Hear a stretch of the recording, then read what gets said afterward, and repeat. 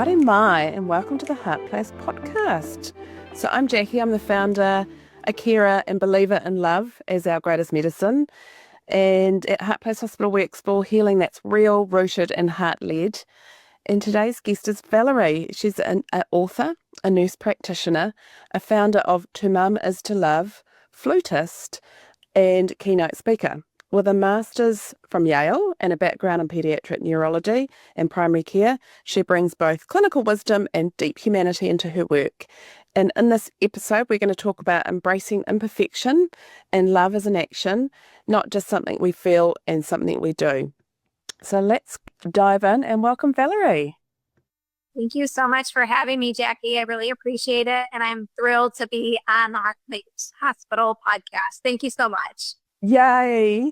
And I guess we sort of need to explain why someone in America and someone in New Zealand are having a conversation at the moment.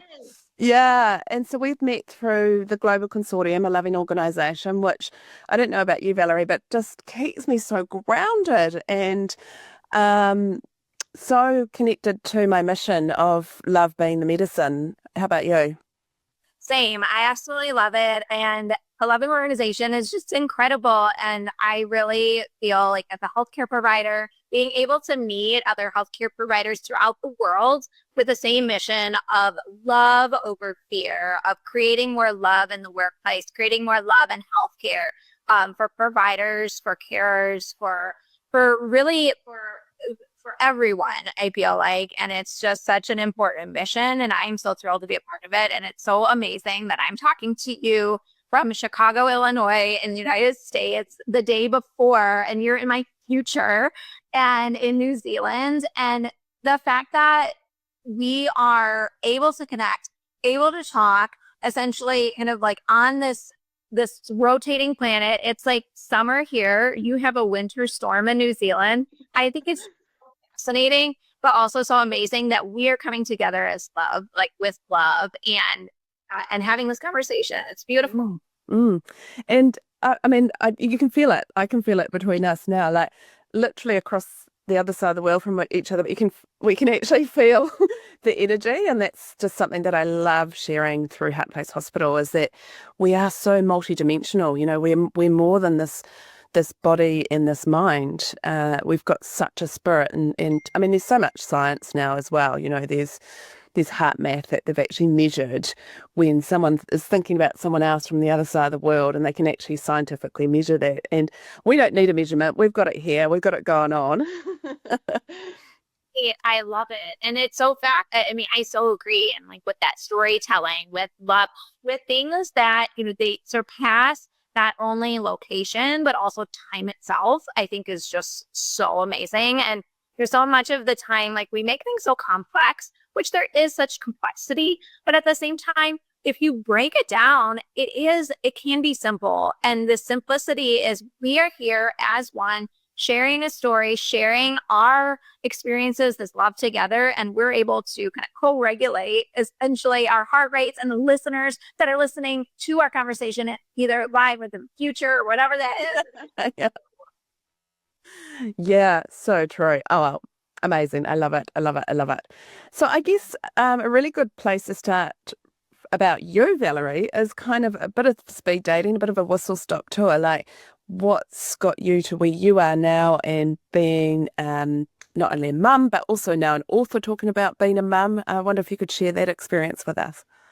Yeah, thank you so much. And again, really appreciate this opportunity. And for how I started and how I came to do this platform is that once I became a mom with my first baby, I very much had a paradigm shift where before becoming a mom, I felt like I was going to rock it. I was going to be this perfect mom that was just like, I knew it all. I had this background in pediatrics, and like with my childhood, there were some things that like there was more yelling, there was more things that I knew I wasn't going to do. I was not going to be like that. I was going to do things totally different. I knew all the theories and everything. And so, but fast forward to the day that my first was born, she was taken to the NICU, to the neonatal intensive care unit within 10 minutes. And that just completely rocked my world. Like I did not study for that. I had absolutely no idea what to do with all these emotions that I didn't think I was going to have. I thought it was going to be like this beautiful moment, which it was, but at the same time, it was so much more complex than that. There was frustration with the staff. There was frustration with myself. There was, anxiety. I didn't know what was going on. There were so many sounds and so much that it was scary. And so I quickly felt like I was failing already at being this perfect mom or whatever that is. And so, also within that week's time, my baby, she was in the NICU and I was seeing healthcare from the patient side, as opposed to the provider side. I was so used to seeing patients, seeing their families, and here I am on a different side, but I'm also seeing how, everyone's energy, how it affects, I remember like hugs, like a hug that was given and how that made me feel. And staff, how staff were talking to each other or how they were talking to me. Those type of things really made a difference. And they were more of those simple things, but at the same time, in this complex situation that was going on, it was that was making a difference. And I also felt like, when the providers were coming in, they would call me mom, and which was totally fine. Like, I'm a mom now and I love that name. But at the same time, it was interesting that it almost was like my name like went away overnight. Like, it was just like, oh wow, I guess I'm not Valerie anymore, I'm mom. And I thought that was just something that I did a lot of journaling on, of like, what is motherhood? And I don't feel like it, and this took a long time for me to kind of work through these emotions and stuff. But I do remember looking up, what does the word mom mean? Like, everyone's calling me that. This is my new name. I'm naming my baby, filling out her birth certificate. And I almost have this transition of a birth as well. And I have this rebirth into mom. And so, there's obviously the title. There is, mom or mom, as you call it. But also there's a verb, which I thought was really interesting because I'd never really heard of to mom, to mother, to mom. And Merriam-Webster defines to mother as to give birth, allow one to rise, care for, or protect. And when I'm thinking about, like what gives birth, what allows one to rise, care for, protect, that's love. And, at the end of the day, that's really all I can control. I can't control like my own expectation of what I feel like I'm going to be as a mom. And maybe I'm failing at whatever it is, or society expects this, but I can control love in this moment. And so that was really this paradigm shift. And I journaled so much. And after a while, I felt like, I was practicing these things, living my verb, doing these things. But at the same time, there was one moment when, my baby was about 2 or so. She was very verbose, like just amazing. And I scolded her. I remember, like, I don't remember what it was that she was doing. It was just some random thing. And I forgot that I had a video still going because we had like this babysitter for the first time. I was a new mom. I'm like, I had the video, but I forgot to turn it off. So as a flutist, as a musician, I was like, let me listen. Let me assess my performance, because my 2-year-old said to me afterwards, she was like, Mom, I don't like when you yell. I don't like your angry face. So that's, I'm like, let me see. Like, surely I'm not as bad as my mom was yelling. But when I watched it, like, it was, Jacqui, it was like so eye-opening because I sounded exactly like my mom. And I was like, all this work that I've been doing, I don't know. I remember being so upset, like through the camera, because I was so frustrated. And I was like, how do I do these things? And that was when I really felt like I wanted to write. I wanted to take what I'm actively working on right now and using, this growth mindset, this pass or fail. Like right now, I feel like it's so, I feel like, we're so hard on ourselves. But again, if we focus on that verb, if I keep doing that, even like hour by hour, I'm going to strengthen that pathway in my brain. I love neurology and I love this. There could be a frustration or anxiety, or, maybe we're running late and I scold them when we're running late. But at the same time, if I pause and take a step back and say, okay, in this moment, what can I control? Like Viktor Frankl talks about the space between stimulus and response. And within that space lies our growth and our freedom. So how can I take a mental back road in a way? How can I like show gratitude in this moment? How can I be mindful right now? How can I show love as a verb? And so that's when I started writing that and actively doing it, because I really wanted the reader, to be alongside with me, because motherhood can be chaotic, but it's beautiful chaos. And how can we just, slow down and just pause for a moment? So much easier said than done. But if we keep practicing those things, it gets easier. And so all that to say, that's a long-winded answer for you, Jacqui. No, it's great. I mean, there's so much I can witness in it, because all I'm thinking about is what we've seen on TV and the books that we've read, and our neighbours who have had children, and we haven't necessarily seen the chaos. We haven't seen the mother to do the verb in those. We haven't seen those being modelled, and me too. I was the same. I envisaged my baby being born and like a Madonna type style onto the breast, and then I'd be at a cafe at the end of the week. I really thought that's kind of how it was going to go. And it wasn't the case for me either. And that's why I so much focus on supporting those who are in the front line of our family systems, so that we can share stories, so we can be examples of, and that we can still, if those parts of us that show up, because they're so in our subconscious from our early beginnings, like literally we're little children in adults' bodies now parenting. And so just being made aware of that and seeing that as an example. But also I think a lot of work that we do is actually really unburdening some of those limiting beliefs that we've because it was a whole different era. And that those parents that were parenting then, it was a whole different era. And I mean, you'd be living under a rock if you think that these times they're pretty unprecedented. When you think about, most families need both parents working. That needs to happen a lot for a lot of families. I think we've had a real crack at women being, the feminist movement, where women are equal to men. We know that we're quite different. And so this is where I love the word love, because I feel like it feels very liberated. It feels like we're not trying to be equal. We're not trying to gain equity, but we're gaining liberation. And I think if our next generation of our future carers are seeing that, then not only are they getting the message that we've got a really important job, but isn't it amazing that they look after themselves because they prioritize that really important job of raising us? Absolutely. Yeah. Absolutely. I love that. And I think that's so beautiful. And focusing on that, the care, the provider standpoint, I think that,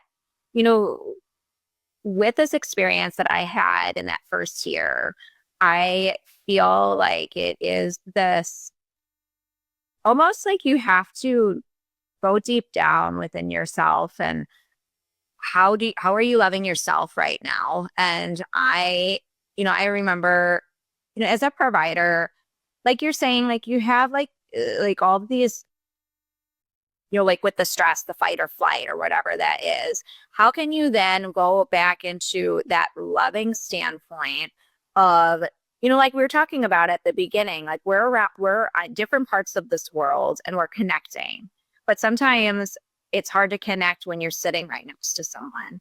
And how can you, kind of like almost have that love for your own self and ground yourself in these moments, whether that be, deep breathing or, mindfulness, whatever that is, or maybe just even like, like assessing what is my heart rate elevated right now, whatever that is that can calm, ground me, so then I can meet that other person and have that, because we feed off each other. And that is so much of this, we're all connected. And I think, and for me, motherhood I was able to experience that paradigm shift when I became a mom, but it's not necessarily just with moms. I feel like this is with everyone with, we need to start with loving ourselves and embracing this growth mindset of not being too hard on ourselves. And I am so guilty of that sometimes, of where I'm like, oh, I didn't, do X, Y, or Z or whatever that is. But, knowing that imperfection it's a gift in a way. And when you look at nature and you look at these things, that like there's so much beauty in imperfection. And when we meet each other in that moment, in that imperfect moment, I think that's where we can truly grow and we can truly meet each other. And that's what healthcare and, just really, I feel like so much of this world, if we could do that, we could take down those walls and do those things, I truly feel like this world would be a different place, Yeah, yeah. Well, we're designed to be co-regulators. We're designed to be in community, community. And one of my famous lines is that we're powerful alone, but very potent together. So if we've got caregivers, whether it's whatever transition we're going through, because it's constant, right? Life just throws curveballs at us all the time. We signed up for this evolution. But the beauty is that we get to experience the kind of, tricky times, but we also get to experience the beauty as well. And I think when you start really getting the memo that so far we've survived 100% of the tricky times. So let's really embrace and enjoy and love the beautiful times, and see those tricky times as opportunities for growth. Absolutely. Yeah. I think that's so key. And I have a visual right now, Jacqui, just because I'm so fascinated with the fact that we are talking around the world. I think that's just so cool. But at the same time, there is this opposites of it's, again, summer here, it's winter there. Um, you know, I'm in the northern hemisphere, you're in the southern hemisphere. There's all these opposites, but at the same time, like that is part of life. There is the darkness and the light. There is these opposites that we have to have in some way in order, like plants and I'm not sure about in New Zealand, but in America, in the northern hemisphere, we have fall leaves that turn different colors when it gets darker. Is there a certain tree or that we call it autumn, actually. We don't call it fall, we call it autumn. But yeah, it's beautiful. It's very golden here in autumn. Yeah. Yes, it's so beautiful. And that is from the darkness. That is from decreased light. And it's bringing out the true colors of the leaves. And I think that's just such a beautiful example of we need those times. Not that we want those times, but nature shows us that there is beauty sometimes in the darkness. And in order to kind of like let go and let the universe or let love, all those type of things like allow us to understand that and know that this too shall pass. Whatever it is, it will pass. Yeah. And so anyway, I keep thinking if you hadn't had that experience, if your first baby hadn't gone to NICU, then we wouldn't have this amazing book created by you, right? Much. Yes. Yeah. Something that, I have, I've thought about, as one of the mental back roads I talk about is gratitude and how, sometimes in our darker moments or in our hard moments, we really do realize what the power of gratitude can be. And maybe not in that moment. I am not grateful for, I don't know if grateful is the right word for what we experienced then, but at the same time, I can also be grateful for what I learned, if that makes sense. Like I didn't want her to have to go through all that, but I was shown this control taken away. And how can I work through this? How can I practice this and help other people? And that's partly where this healthcare provider part of me came in too, because it's like, I want to teach other people. I want to create almost like a symptom diary. How do I if I'm frustrated right now, what can make me be grateful or what can make me mindful? And let me be aware right now in this change, like awareness is the first step towards change, kind of being my own patient, if that makes Yeah, I love it. Oh, sovereignty, isn't it? And we've all got free will. So, and I think if you're feeling frustrated, then sometimes, we just actually need to slash that out. But something that's come up with what you just said then, I had this picture of like the bigger picture, when the curveballs do come in, when it is uncomfortable. And I guess my wisdom years kind of helps me with this, but I always picture sitting up in an eagle's nest and looking down and going, okay, I'm curious. Why is this craziness happening right now? And I've just kind of built a resilience muscle around that now. So when something happens, of course it happens on a regular basis. I'm like, I'm curious. What am I meant to learn from this? And I think you used it really well. It's the pause. It's the pause and going, what is it? And every single time it drops in. And I'm like, that's the learning.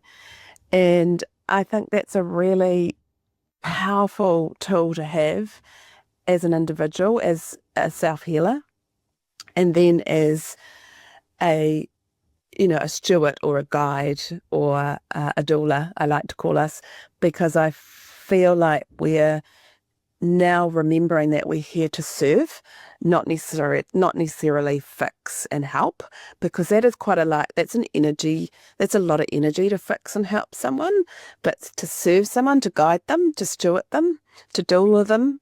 I find that personally myself, not only are they receiving wisdom and energy and love, but I'm actually receiving it back. So I'm actually not draining myself out. I'm not burning myself out to keep other people warm. And so then I can continue to do what I love doing and what I'm really good at doing. I love that. I think that's so beautiful and such a good mindset shift because, yeah, it can be draining. And how can you not, a different mindset, different perspective, I think is so key sometimes. And then practicing that muscle, like you're saying, like that resilience muscle. And as we were talking, Jacqui, you mentioned earlier about like that sometimes we're like kids talking to each other in adult bodies. And I think that's so, I really feel like we don't acknowledge that as much, but it is so true that, we all have this inner child in ourselves. And I like to sometimes reflect on that because I always liked working in pediatrics. I just love the energy and I love working with kids. But at the same time, we don't think about that with our inner child. And when we do checkups, like with our children, we ask them, like, what do you like to do for fun? What are your hobbies? What, maybe the social cognitive language type things. But we stop doing that for adults. We stop doing that at 18 or 21 or whatever that is. And I think it is important to do those type of checkups on ourselves because we will ask, I think so much of the time, or we'll be asked, like, how much exercise do you get in a week? And it's like, which is important to assess and is important to do. But if we like that mindset of saying, like, what do you like to do for fun? What's your hobbies? I'm trying to think of like social, like those type of things, like, what are you doing like with your, like a good friend or something? Those things are important for wellness and to fill ourselves up, especially when we are feeling like empty. I think is just trying to be like, what is my inner child want right now? Yeah. And I think we need to silence that. And I think it is so true. And it's so, we always have them with us, and so let's bring them out in a way that's honoring them as well. Yeah. So interesting that you bring that up because when I meet new people, one of the first things I say, what would be your perfect day? And it's so interesting how many people that I've said that to who have then the next day looked on Heart Place Hospital website and then booked in an explore call and they're like, you just made me really curious. Like I was just like, no one's ever asked me that. And I'm like, I know, it's so cool, isn't it?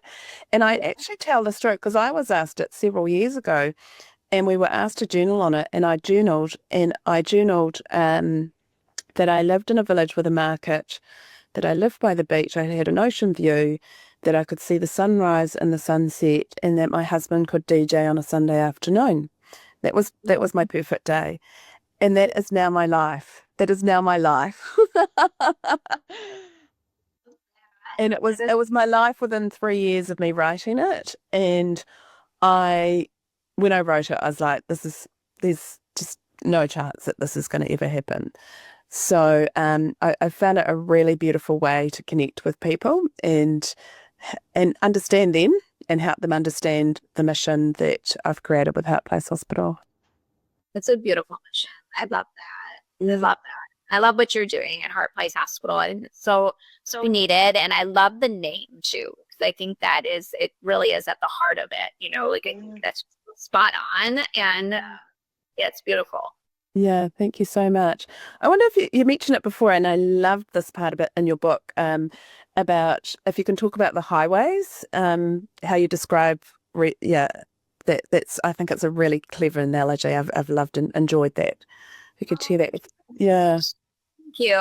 So I really identified with that when I started writing. I took a lot of walks in the prairie. There's a lot of prairie where I am in the Chicagoland area, or like out in the suburbs. And a lot of it's kind of like they're trying to restore it back to, what it was like back in the day, with wildflowers everywhere. And there's one in particular that I like to walk on. And there's a trail that I noticed had an overpass of a highway. And that's really interesting that, and I knew about like the history of the pioneers and how it was just like, you're almost like trailblazing something new, like, and how can you make more traffic onto one part of a highway versus a back road? And how can I make something, with my neuroscience background, I feel like it's so, sometimes we give, what is that? I think it's Ron Siegel. He talks about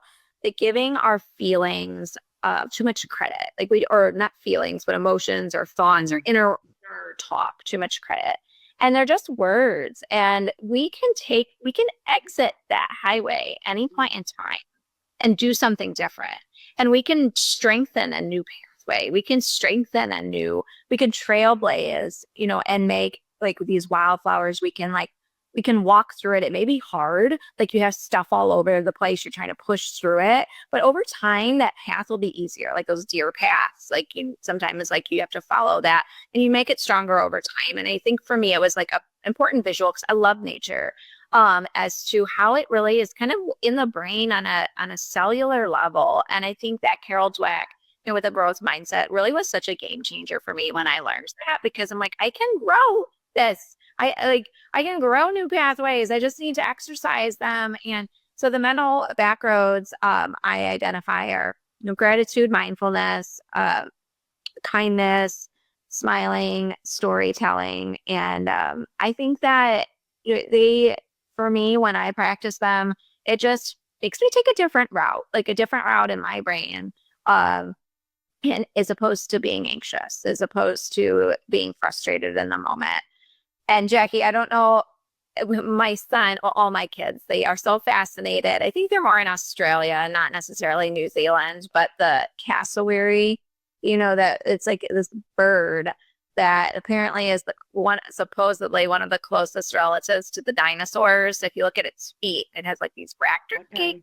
And anyway, I think about, how like we were talking about with that fight or flight. Let's say this cassowary, this raptor dinosaur bird is coming at us. That's what our brain is sometimes thinking of.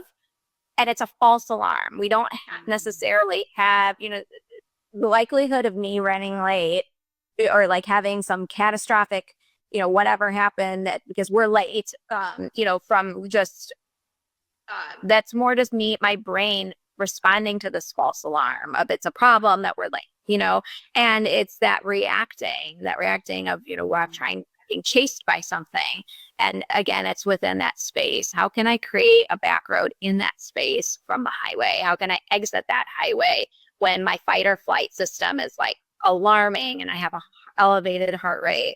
I'm only focused on that, where I can turn that logical part of my brain on again and be like, oh yeah, wait, it's okay that we're running late right now. I like it's gonna be okay if we're 5 minutes late to whatever the activity is. And let me just enjoy this moment. Like it's a beautiful day. Like for example, like with my kids, like they want to be with me right now. They want to talk to me about something. Let's just be mindful because that's fleeting. All these moments in time are fleeting. So anyway, long-winded answer. I get so excited about all these things, and then I had to tie in the cassowary because I love it. I need to go out to that part of the world and visit, and we're gonna have an amazing time when I go out to New Zealand and see all the amazing things that are out there and all my analogies that I can use for fight or flight in New Zealand. Exactly. Can't wait. Yeah, amazing.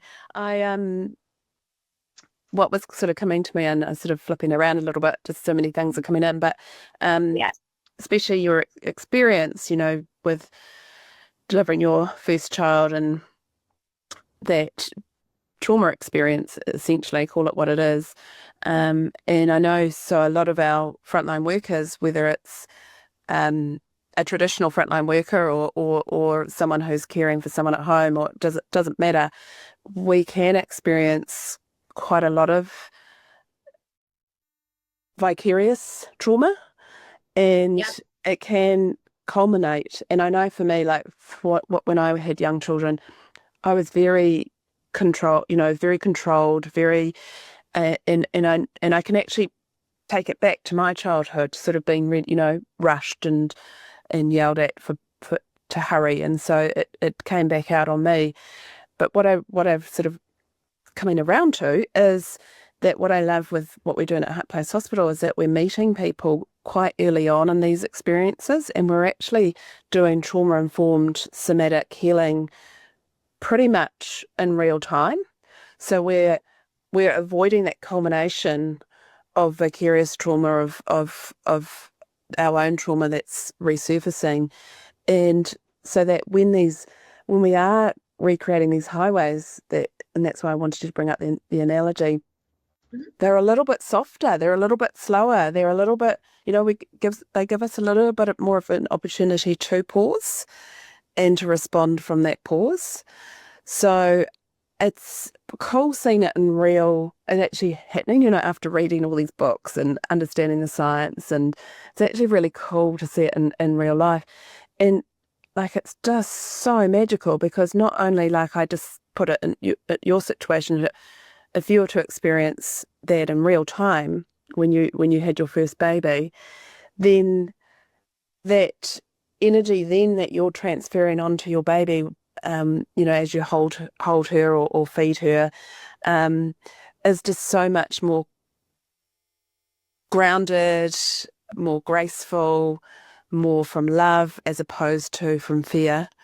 And then we're really quickly going to have a generation that haven't actually experienced so much of this generational vicarious passed down limiting beliefs and wisdom. And then we can actually, and you know this too because you've done the work too, when you actually move through, when you recreate these highways, the magic that's left, the wisdom that comes through in place of what was blocking, holding, limiting, the liberation that comes through, like, I think for me, and I'm sure you're the same, like, there's no way I would have thought that I could have written a book or had a podcast or had a charity or speaking on stage or been invited to a global health summit or anything like that until I had really shifted and dismantled those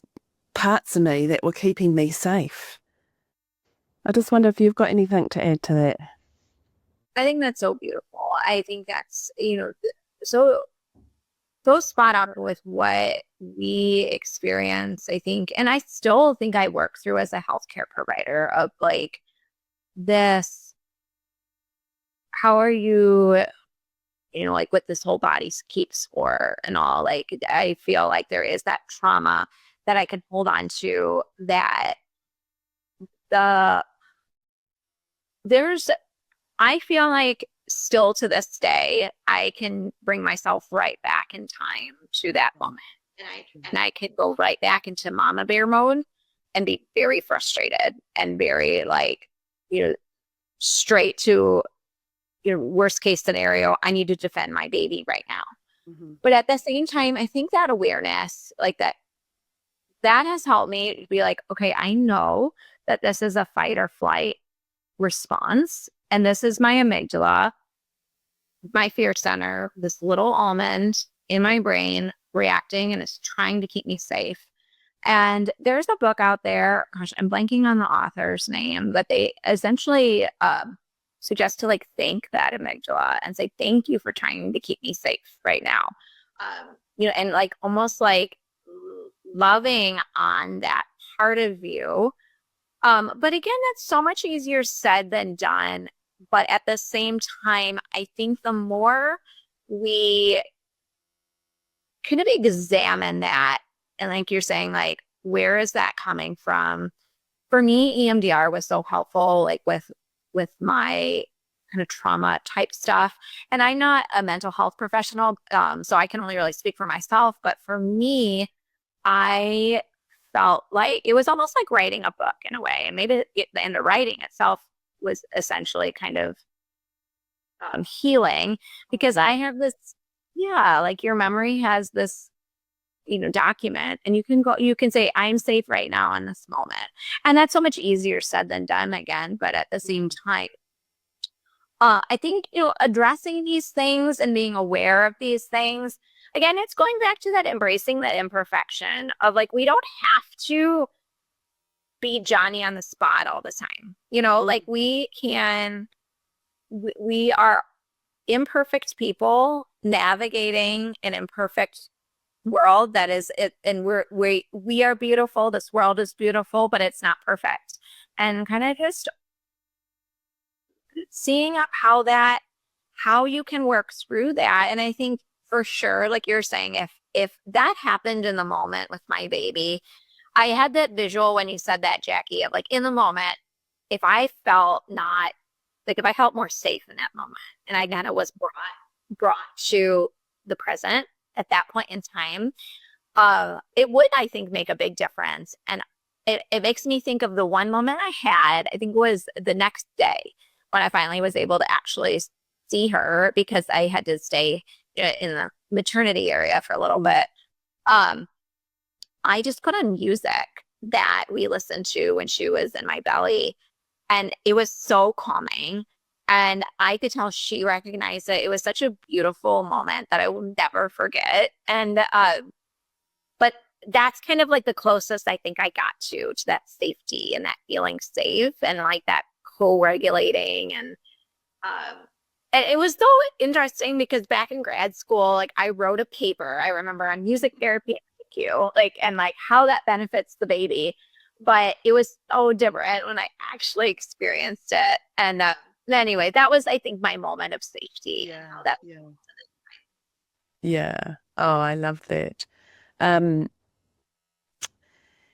Yeah, I mean, I think it's going back to, the imperfect world, and being imperfect is, otherwise then it's a bit boring, if we're all perfect, then we're not evolving and growing. Yeah.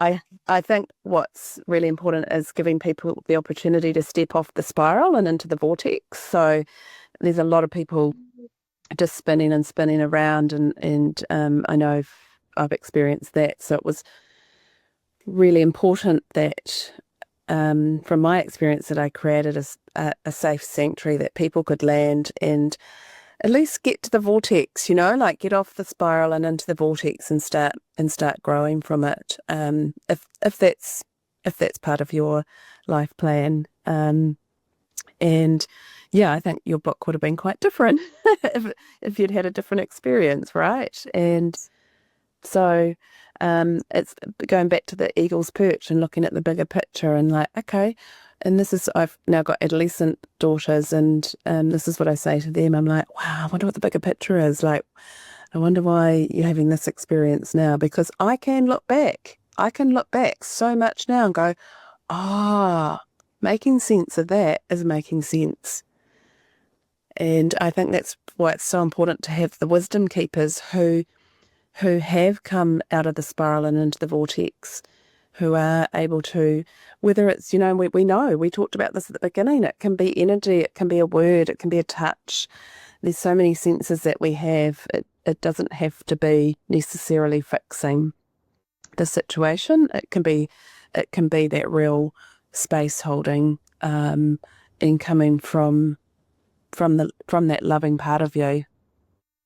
I love that. Stepping into the vortex and repeat that again, Jacqui. I love that. That's so step out of the spiral into the vortex, so that we can start evolving. When you're in the spiral, it's just kind of like never ending. And speaking of that, though, we are literally onion layers, so there's no necessarily blocking out situations, but it's just tempering down and kind of putting a little bit of sugar on it, so it's not so harsh on our nervous system. And I truly believe that the definition of success is having, as much as possible, a regulated nervous system. And I just don't think there's anything more important than that. We know so much now about what stress does to us physically and mentally, and no doubt spiritually as well. So that's a really important part for us at Heart Place Hospital, is really to wrap around that support as people are going through transitions, and be mindful that we are onions. We've got these layers. There's that will pop back up again, and the beauty of experience, of wisdom, is that hey, I've done this before, I can do it again. I think that's so beautiful. Yeah, I love those analogies that you are giving and those visuals. I think, I'm just thinking about my onions in my garden, and I'm not growing them this year, but I try to do kind of different things every year. And the onions, from what I remember, when they were ready to harvest, they kind of would bend down, and that's when you knew they were ready. And when you pull them out, like we think, we talk about onions being having the layers, and that's such an important visual. And also, I think, like, when you cut into them, sometimes it is like that it's releasing this kind of defense mechanism. I don't remember what exactly the compound is, but like, it is sometimes hard, and it's sometimes hard to cut into these layers. And it is like kind of having the trust, the vulnerability, and it may be just for certain individuals with those. I'm thinking out loud with the onions. I love that visual. I think that, it's so beautiful, as well as what you're doing, Jacqui, in Heart Place Hospital, because that is so true to, I think, I'm thinking again of the fact that we're on different parts of the world, but you're creating these pebbles and these ripple effects, in your pond. And I am trying to do the same. And, other people who are listening are doing the same, but you can join us. You're not trying, Valerie, you are. You're doing. You as well. Yeah. I think that, we can join together, and we can think ways with that. Yeah. It's so much more beautiful when we are embracing love over fear, because love is stronger. And, I don't remember who, there was this really interesting video. And then if you're familiar with it, I would love to look it up again, because I remember it was someone who was saying they did arm wrestling with a few kids. And they had them think about someone that frustrated them or whatever they were mad at, and do an arm wrestle. And they weren't as strong, though, when they thought about someone they loved, and they were able to, like, really assess that. And I thought that was just the coolest thing. And if you think about it, like, that does make us stronger, and it's not a weakness, and it's so much of what ties us all together. And we need to start embracing that and leaning into it. Yeah. Oh, I think we could segue now into the health summit. Yes, this is exactly what we're doing, right? Absolutely. I'm so excited. That'll be great. Jacqui, you're going to be speaking at at our health summit. It's September 6th on a Saturday, and it's all day. We are going to have a bunch of amazing leaders, keynote speakers. Jacqui's going to be part of it, and we're going to be just talking about what are changes that we can do in healthcare.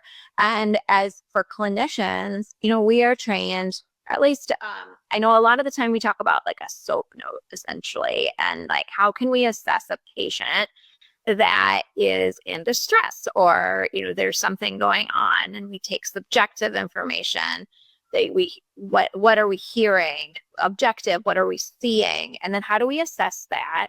But how do we make a plan? And I think that's what's important about this summit is we're not only joining from around the world, but how do we make actionable plans and steps like we are as healthcare providers, and how can we do those things together? And so I'm so excited about it. And it's a free summit, so anyone can join. And I don't know if you'll have the link or whatever on there, but it's impactactivators.com. If you go there, you can register for it. I will definitely be sharing it far and wide, don't you worry.